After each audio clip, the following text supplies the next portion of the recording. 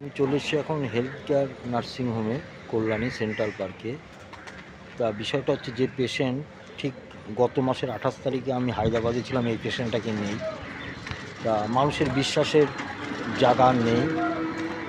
সেখানে এই পেশেন্টটাকে প্রায় 60,000 টাকা টোটাল খরচা হচ্ছে, এক্সরে চেক আপ হ্যান ত্যান সব কিছু নিয়ে, ডাক্তার ওষুধপত্র দিয়ে। কিন্তু সেইখানে কিন্তু ডাক্তার একটা আউটলুক করে গেছে, মিস করে গেছে, যেটা এই পেশেন্টটা 3 দিন থেকে 4 দিন আগে, এই সপ্তাহ আগে হঠাৎ করে বুকের আর পেটের ঠিক মিডিলটায় পেন হওয়া শুরু হয়। তা পেন হওয়া শুরু হলে তখন ডাক্তারের কাছে নিয়ে যাওয়া হয় হসপিটালে। তা সেখানে তার ইঞ্জেকশন করার পর একটু সুস্থ হয়। সুস্থ হওয়ার পর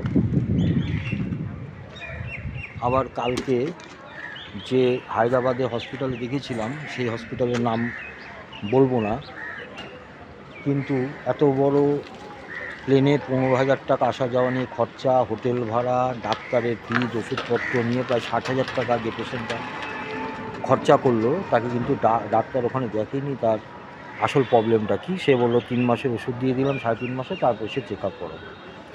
তা গতকাল হঠাৎ করে ডাক্তারের কাছে যখন এখানে দেখা যে এরকম হচ্ছে কেন, কালকে সকালবেলাও সে আমাকে দিয়ে বলল যে কাকা একটুখানি ইমেল করে দাও, ওখানে আমার এই প্রবলেমগুলো কেন হচ্ছে। আমি বললাম মাত্র 1 মাস ওষুধ খাচ্ছ, এখনও 3.5 মাসের ওষুধ দিয়েছে, একটু অপেক্ষা করো।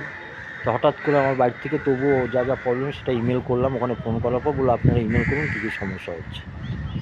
তো ইমেল করার পর কোনো রিপোর্ট এখনও তারা দেয়নি, কিন্তু হঠাৎ করে সে আমার বাড়ির থেকে বিকালে যাওয়ার পরেই তার কিন্তু হঠাৎ করে আবার সেই ব্যথাটা শুরু হয়। সঙ্গে সঙ্গে ডাক্তারের কাছে নিয়ে যাওয়া হয় একটা গ্যাস্ট্রোলজিস্টের কাছে। সে দেখে টেকে রিপোর্ট বললো আপনারা কী কী রিপোর্ট ওখানে করেছেন একটু দেখান। দেখে বললো এখানে রিপোর্টে লেখাই আছে গল ব্লাডার স্টোন হয়ে রয়েছে।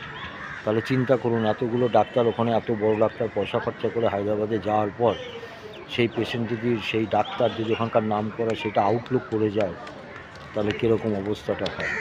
সেই পেশেন্টের কিন্তু আজকে এমার্জেন্সি হেলথ কেয়ার কল্যাণী আপনার সেন্ট্রাল পার্কে, সেই নার্সিংহোমে আমাদের পরিচিতি আছে একজন স্টাফ, তাকে দিয়ে ভর্তি করা হয়। এখনই কিন্তু তার অপারেশন হয়।